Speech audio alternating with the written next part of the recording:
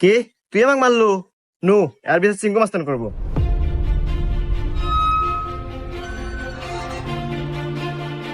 চিঙ্কু মাস্তান ও আমাকে একটা থাপড় মারছে, আর বিচার দেন।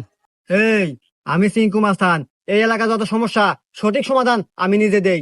নয় ওর একটা থাপড় খাবো, আর নাহলে এক থাপড়ের বদলে 10টা জরিমানা দেবো। সিংকু মাস্তান, আমার কাছে তো কোনো এখন টাকা পয়সা নাই, একটা থাপ্পড়ই দেন। এই, মার একটা থাপড়।